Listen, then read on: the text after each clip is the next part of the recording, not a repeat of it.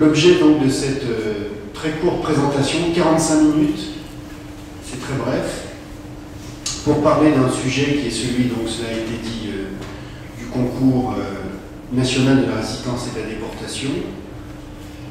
Quelques mots pour présenter votre orateur. Donc, je suis historien en mémoire de la Shoah, je suis responsable de l'aménagement des lieux de mémoire et des projets externes, et par ailleurs, je préside l'association française Buchenwald Dora et Commando, un camp sur lequel j'avais publié en 2005, dans une nouvelle édition, aux éditions Talandier, dans la collection Texto, un ouvrage qui s'appelle La résistance française à Buchenwald.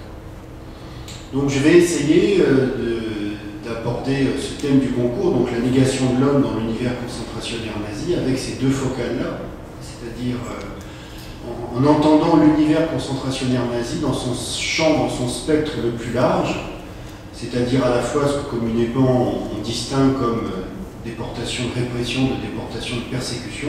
En vérité, on va parler du système nazi, à la fois du système concentrationnaire et puis de ce qu'a été aussi le destin des Juifs persécutés, anéantis par le régime nazi, donc dans des camps qui sont d'abord et avant tout des centres de mise à mort, mais qui pour certains d'entre eux, et on y reviendra, comme Auschwitz, et tout particulièrement comme Auschwitz-Birkenau, ont été à la fois, pour Auschwitz-Birkenau, le plus grand camp du système concentrationnaire nazi, plus de 100 000 détenus au cap du printemps-été 1944, et en même temps, le plus important centre de mise à mort, où, à Auschwitz-Birkenau, vous le savez, près d'1 million de personnes ont été assassinées, parmi lesquelles 900 000 Juifs. Donc on va couvrir un spectre, et je pense que le sujet, vous êtes des praticiens, on va essayer de garder un petit temps aussi dans ces 45 minutes pour échanger, si vous le souhaitez, avec vous. Moi je ne prétends pas vous donner la bonne parole, mais le concours est un véritable enjeu pour vous, en tant qu'enseignant. Il l'est aussi pour le ministère de l'Éducation nationale et pour le monde associatif, pour continuer à faire vivre et travailler sur la déportation, sur les déportations et sur les mémoires des déportations. Donc vous avez aussi évidemment une expérience très importante dont il sera intéressant de faire profiter l'assistance. Donc commençons d'abord par prendre un petit peu de recul, en tout cas à discuter les termes mêmes de ce thème qui est plus compliqué que ce qu'il peut immédiatement laisser entrevoir. Donc il faut entendre, à mon sens, l'univers concentrationnaire nazi dans son acception la plus large, au sens où, vous le savez, David Rousset, donc ce journaliste trotskiste, déporté comme résistant, le forge en 1945. Le mot d'univers concentrationnaire est inventé par David Rousset. Il le choisit comme titre de son ouvrage, écrit en août 1945, alors qu'il se remet d'une crise de typhus quelques mois après sa libération. Il écrit d'un jet ce livre court et forge par là même le terme d'univers concentrationnaire. Et dans son livre, où avec une grande lucidité, une grande hauteur de vue, il analyse très finement, dans un ouvrage très court, très percutant, ce qu'ont été les différents visages de cet univers concentrationnaire, et bien il englobe à la fois les camps dont il a été directement le témoin, le rescapé, Buchenwald et Neuengamme, mais aussi il évoque d'autres camps comme Auschwitz. Alors on n'a pas le temps de distinguer en quoi l'ouvrage peut poser un certain nombre de difficultés, mais en tout cas, retenons-en quelque chose d'immédiat. David Rousset invente ce terme d'univers concentrationnaire et lui donne une acception très large. Il faut aussi discuter évidemment ce qu'est la négation de l'homme, et conduire les élèves à s'interroger sur ce qu'est la négation de l'homme. Parce que finalement, il ne faudrait pas que ce thème du concours soit un grand fourre-tout, où finalement, eh bien, on ne retienne que la négation de l'homme, finalement, elle est, vous le savez, partout. Elle peut être considérée comme étant une permanence du système des camps nazis, et au final, il suffirait de faire une espèce de millefeuille, de kaléidoscope, pour rendre compte de ce que ce projet nazi dans les camps a révélé. Et c'est là où il faut sans doute avoir une approche fine, d'abord humble. Je crois que de ce point de vue-là, l'historien, sur ce sujet, sur ce thème, doit nécessairement considérer qu'il a un point de vue qui est complémentaire de celui du philosophe, du professeur de français ou du professeur d'art plastique, qui peuvent aussi à leur manière rendre compte de ce qu'a été la négation de l'homme dans l'univers concentrationnaire et en quoi ce thème interroge aussi leur discipline. L'histoire là est un des éléments qui vient nourrir cette réflexion, mais qui est nécessairement, pour pleinement rendre compte des différents aspects du sujet, susciter une démarche pluridisciplinaire. Je vous rassure, je n'aurai pas l'ambition en 3 quarts d'heure d'aborder tous ces champs-là, mais je pense que dans la manière dont vous en rendrez compte, et nous pourrons évidemment en discuter ensemble, il faudra se nourrir sans doute d'approches autres que celles de l'historien. Dans ces préalables, je crois que c'est une opportunité formidable que nous avons à travers un sujet comme celui-là, de redécouvrir ce qu'ont été les grands auteurs de la déportation.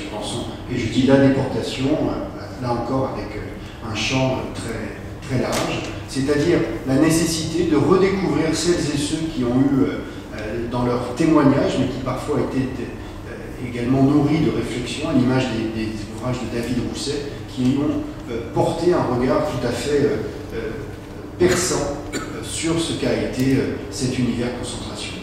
J'ai cité David Rousset, il faut revenir également sur Charlotte Delbo, Eugène Kogon, Robert Anthelme, L'espèce humaine, le titre étant lui-même, vous le savez, un programme, et j'aurai l'occasion d'en donner quelques mots de Robert Anthelme sur ce sujet, Germaine Tillon, Georges Yorck-Semprin, Primo Levi, Louis-Martin Chauffier, Marguerite Bubernemann et Elie Wiesel. C'est une opportunité pour travailler avec vos élèves sur vraiment cette littérature concentrationnaire qui est une ressource formidable. On peut penser à d'autres auteurs aussi, comme Jean Emery, qui ont eu, dont les témoignages ne sont pas seulement des descriptions fines de cet univers nazi, de cet univers concentrationnaire nazi, mais qui aussi, pour ce qu'ils étaient dans la diversité de leurs approches, vous vous souvenez, on a parlé de David Rousset, journaliste, Germaine Tillon est technologue, voilà, chacun se sont nourris de leur expérience professionnelle, de leur vie aussi, pour porter un point de vue sur ce à quoi ils ont été confrontés. D'autres l'ont fait aussi avec le recul, avec davantage de recul. Je veux citer ici évidemment Yorck-Semprin, vous le savez, qui va écrire plusieurs décennies après sa déportation à Beaumanoir. Alors, dans le petit temps où nous sommes, je voudrais d'abord, fondamentalement, profiter de cette occasion pour dire que ce thème ne peut être traité sans restituer ce qu'a été le formidable renouveau historiographique de ces 20 dernières années concernant à la fois donc, la Shoah, l'extermination des Juifs d'Europe, mais aussi le système concentrationnel. Et il faut là considérer au regard de l'historiographie que la France, vous le savez, en la matière aussi, a été plutôt en retard. Je parle de l'historiographie du système concentrationnaire, notamment au regard de la non-traduction de travaux d'historiens allemands qui, comme Karin Hort, ont publié en allemand, dans des ouvrages non traduits, des synthèses extrêmement importantes. Sur ce renouveau historiographique, d'ailleurs, de l'histoire des camps nazis, vous pouvez tout à fait consulter sur Internet les sites des mémoriaux allemands qui, pour les plus importants d'entre eux, restituent quand même, par le prisme de l'histoire de chacun d'entre eux, évidemment, mais renouvellent considérablement la connaissance historique de l'histoire de chacun de ces camps. Et pour faire un peu la synthèse de ce renouveau historique, alors je le dis d'emblée, je ne prétendrai pas ici, évidemment, restituer toutes les ressources qui vous sont proposées par différentes associations amies. Je pense évidemment au cercle d'études, mais évidemment aussi aux publications du Musée de la Résistance nationale de Champigny, aux travaux de la Fondation pour la mémoire de la déportation, qui toutes vous proposent en ligne des ressources extrêmement importantes qui pourront nourrir votre réflexion.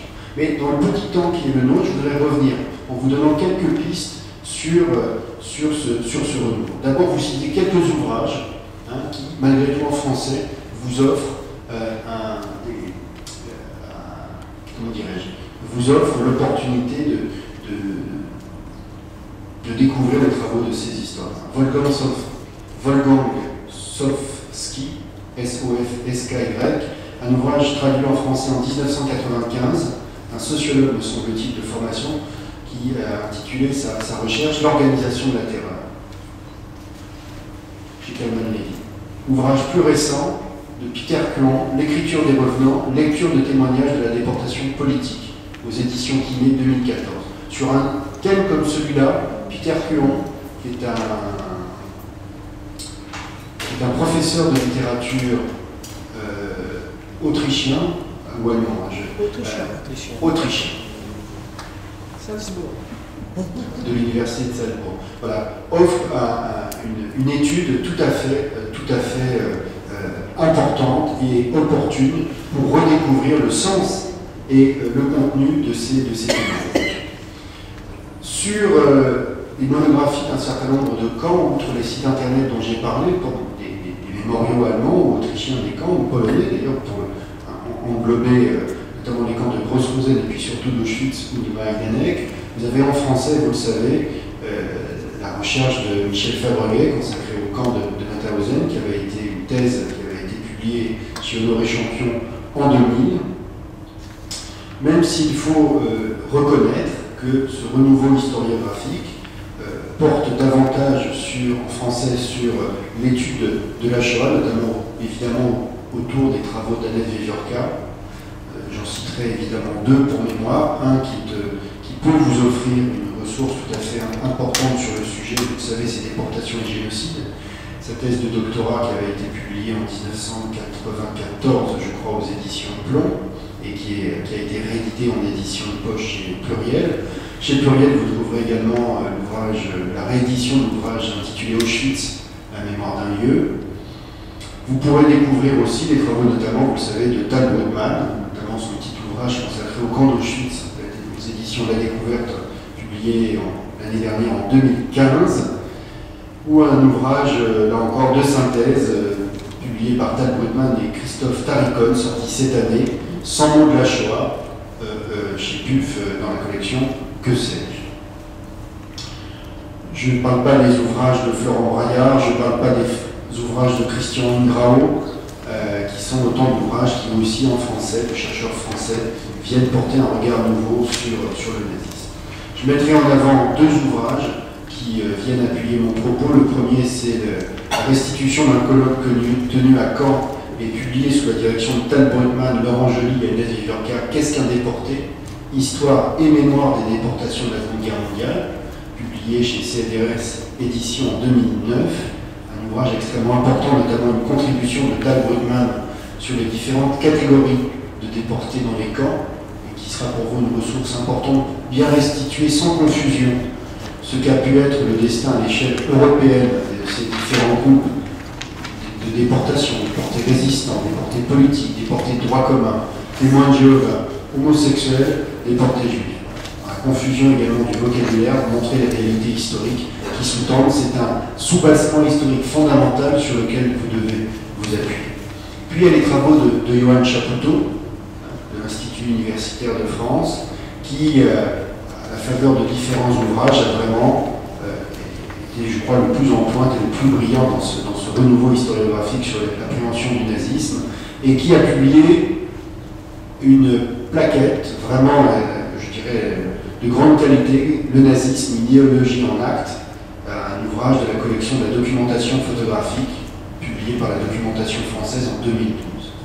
Ouvrage vraiment qui propose y compris des ressources en ligne, des transparents pour asseoir votre cours sur le nazisme, et qui est vraiment un ouvrage de synthèse. Alors je vais beaucoup m'inspirer de ces travaux pour restituer un petit peu